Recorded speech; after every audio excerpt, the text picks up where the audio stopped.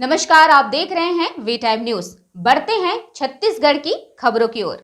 पुरी की तर्ज पर बस्तर में भी गोंचा पर्व बड़े ही धूमधाम से मनाया जाता है। 615 सालों से चली आ रही परंपरा आज भी बस्तर में विद्यमान है। 15 दिन अस्थायी रहे भगवान जगन्नाथ का नेतृत्व उत्सव कल किया गया और आज भगवान जगन्नाथ, बलभद्र और माता सुभद्रा को पूरे विधि विधान के साथ पूजा अर्चना के बाद रथारूढ़ किया गया। वही भगवान अपने भक्तों को दर्शन देने रथ में सवार होकर निकल पड़े। वही रथ की परिक्रमा पूरी करने सैकड़ों की संख्या में भक्त रथ को खींचने पहुंचे और जयकारा के साथ रथ परिक्रमा पूरी कराई गई।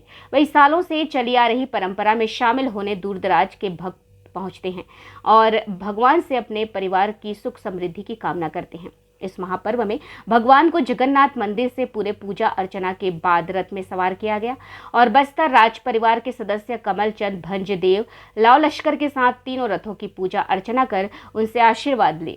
वही राज परिवार के सदस्य ने बताया कि यह परंपरा सदियों से चली आ रही है, जिसे राज परिवार के सदस्य निभाते आ रहे हैं और बस्तर में सुख समृद्धि की कामना करते हैं।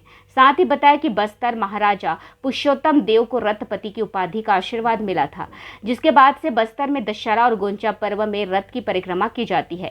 वही जानकार भी कहते हैं कि बस्तर गोंचा पर्व का अलग ही महत्व है।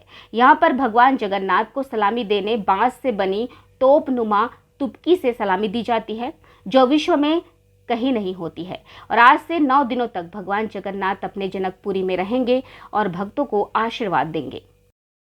इसका बहुत ज़्यादा मान्यता ये है कि जब जगन्नाथ प्रभु ने राजा को रथपति की उपाधि दी थी, उस समय से रथ की परिक्रमा जो आप देख रहे हैं, जो हर साल चलती आ रही दशहरा में, उसके साथ साथ जब महाराज जब यहाँ पे आए तो उन्होंने 360 आरण्यक ब्राह्मण और उत्कल ब्राह्मणों को यहाँ ला करके निवासरत किया, जो कि माता की सेवा करेंगे और साथ साथ जितने पुजारी हैं, जितने भी मंदिरें थे उनकी सेवा करके, और साथ साथ यहाँ पे 7 मंदिर बनाए गए, 7 गर्भगृह बनाए गए। उनकी मूर्तियाँ दंतेवाड़ा से पहले यहाँ पे बनाया गया था, क्योंकि उस समय जो माता का एक ही जगह है जहाँ पे जगन्नाथ प्रभु को ला करके उनकी जो प्रतिमाएं हैं वो पुरी से ला करके यहाँ पे विराजमान की गई है। तो इसलिए इसका बहुत ज़्यादा महत्व है। और इसका महत्व ये भी है क्योंकि जैसे कि आप जानते हैं पुरी में आज छेरा पूरा किया गया, उसी तरीके से हम भी यहाँ छेरा पूरा करते हैं। जो छेरा पूरा हम यहाँ करते हैं वो सोने के झाड़ू से नहीं करते, चांदी के झाड़ू से करते हैं, क्योंकि वहाँ पर जैसा पुरी में गजपति जी करते हैं, क्योंकि जगन्नाथ प्रभु का स्थान और उनका घर वहीं है और ये तो प्रभु ने हमें आशीर्वाद दिया था, तो उनका यहाँ पे सम्मान हुआ और उन्होंने उनके आदेश अनुसार यहाँ पे 7 मंदिरों में 7 जगन्नाथ, 7 बलभद्र,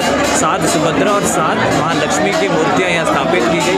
और आज ही का दिन है जिसमें कि 3 रथ, कहीं देश में आप नहीं देखेंगे जहाँ 3 अलग अलग रथ चलते हैं, जिसमें जगन्नाथ, बलभद्र, सुभद्रा तीनों एक साथ रथारूढ़ होते हैं। और रथारूढ़ होने के बाद जैसा छेरा पूरा जगन्नाथ प्रभु के मंदिर में किया गया, उसी तरीके से हम भी चांदी के झाड़ू से यहाँ पे झाड़ू लगाते हैं। और प्रभु से ये सम्मान है कि जैसा इसका पुराना मिथ जो ये है कि राजा या पुजारी भगवान से बड़ा नहीं हो सकता, इसलिए वो झाड़ू मारते हैं, प्रभु का रथ को खींचते हैं। उनकी परिक्रमा समाप्त होने के बाद इनकी पूजा अर्चना और साथ साथ बहुत सारे ऐसे फंक्शन हैं जो धीरे धीरे आते हैं। और पंचमी में आपको देखने को मिलेगा कि महालक्ष्मी वो खोजने आती है कि जगन्नाथ प्रभु छोड़ के चले गए हैं मंदिर, उनको खोजा जाए, तो राजमहल आते हैं। ऐसे बहुत सारी जगह आते हैं और ये परंपरा सदियों से चली आ रही है और इसे गोंचा पर्व के रूप में मनाया जाता है। और सबसे खासियत ये भी है, हम यहाँ तुपकी खेलते हैं। तुपकी पूरे देश में विदेश में कहीं नहीं है, हमारे यहाँ तुपकी खेला जाता है। और ये पेंग होता है जो कि मेडिसिनल वैल्यू का एक सब्सटेंस है, जिसे मारने से ये बोला गया कि किसी तरह के इन्फेक्शंस नहीं होते हैं, साइंटिफिकली प्रूवन है। तो इसको भी खेला जाता है और ये आदिवासी समुदाय का सबसे बड़ा कार्यक्रम, जिसमें आदिवासी समाज के साथ गैर आदिवासी के साथ साथ सभी लोग यहाँ उपस्थित होते हैं।